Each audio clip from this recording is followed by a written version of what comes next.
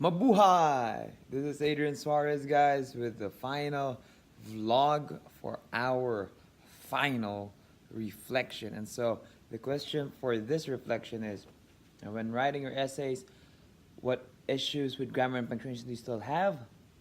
Personally, my answer would be I feel very confident that I do not have specific issue when it comes to grammar and punctuations. And if I do, have these errors, I am confident that I can be able to utilize, Word document tools such as Grammarly and Google Docs' spelling and grammar corrector, specific tools such as that, and then Microsoft Office, in order to make sure that there are no grammatical or errors in a punctuation or in syntax or in structure or in any of all that. And the next one is, what are other issues that you face in writing your essays for your English class? And how do you think you can address them in your next class in the spring semester? Okay, well, to be honest, I think and have sort of, give or take, discerned that the main issue for me in terms of writing papers, and specifically essays, is I tend to procrastinate at some points, at some part of the process of writing the essay, whether it be, planning it, drafting it, actually writing it or editing it, in that sense. There have been times wherein I was not consistent with the process, and so the project seemed overwhelming. I wasn't able to pace myself properly, and so I had to do, loads of work in a specific, a limited amount of time, and that wasn't healthy. The output wasn't as good as it could have been, and that is something that I am looking towards fixing. It's a habit that I have been cognizant of, and even in this semester, I have tried, multiple ways in order to correct that.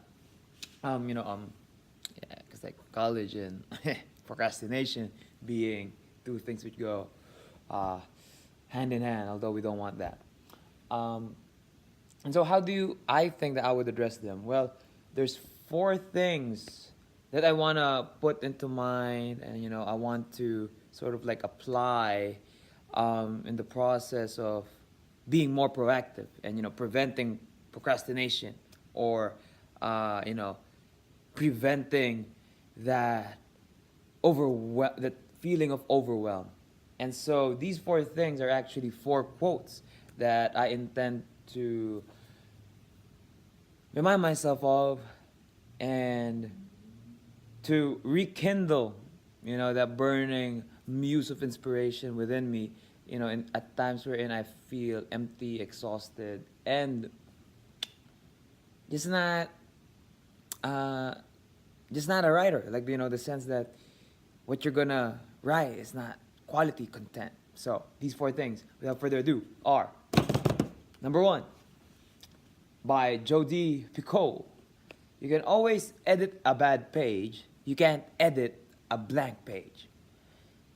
Now, that is pretty self-explanatory. I mean, it is very, very much true that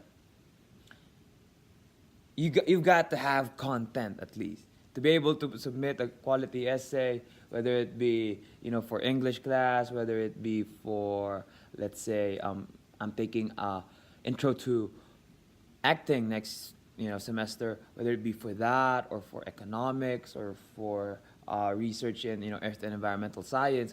In all these fields, you've got to be able to start somewhere. You've got to be able to at least create that first draft, whether it be bad or really really bad. You've got to start with there and then edit your way towards making better and more refined ideas and paragraphs and sentences and all of that.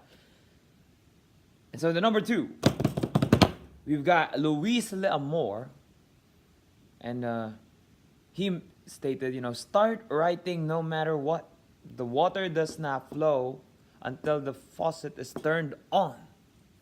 Until the faucet is turned on. That is true. And, you know, uh, this is more metaphorical, the water being, the act of writing. And so I would connect it again with the first quote, just in the sense of, letting it flow, not being a perfectionist when it comes to the writing process, letting yourself, make mistakes, write sentences which aren't grammatical but still go with it.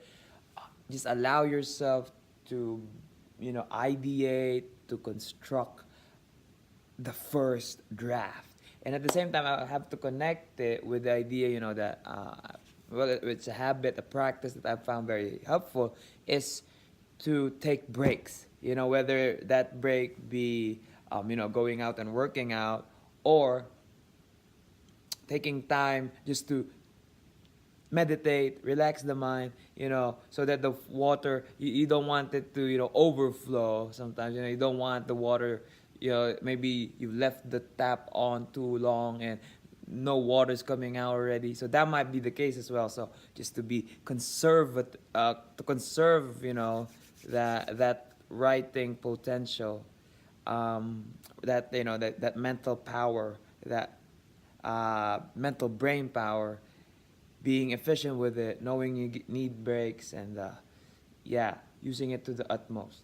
So that's why that there we go, right? And the third quote we have it is from Richard Bach, and he said, a professional writer is an amateur who didn't quit. And I'm gonna connect this again with the fourth quote from an African writer, Chinua Achebe, and he mentioned, I believe myself that a good writer doesn't really need to be told anything except to keep at it. So, not quitting, keeping at it. Those two things, they talk about persistence and resiliency, and, a willingness to learn from mistakes, not being afraid of failure, not being afraid of, looking bad, being humiliated by yourself. Because, like, to be honest, I might be the only one reading the work. You might be the only one reading your first draft and all that. And so it's really more of knowing that it's a process. Writing, it's always something which, gets refined. You will eventually have to edit it out. You will eventually improve upon the idea. But to be able to do that, you must be able to start somewhere. And, that willingness to start, not to,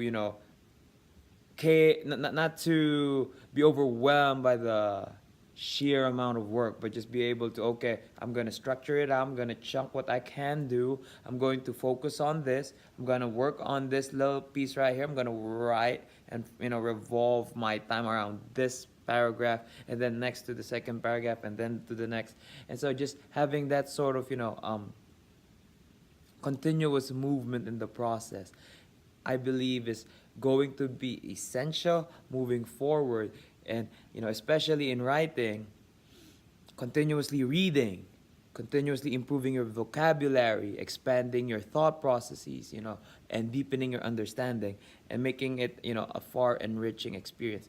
These are things which I believe will be extremely helpful next semester: writing, reading, learning.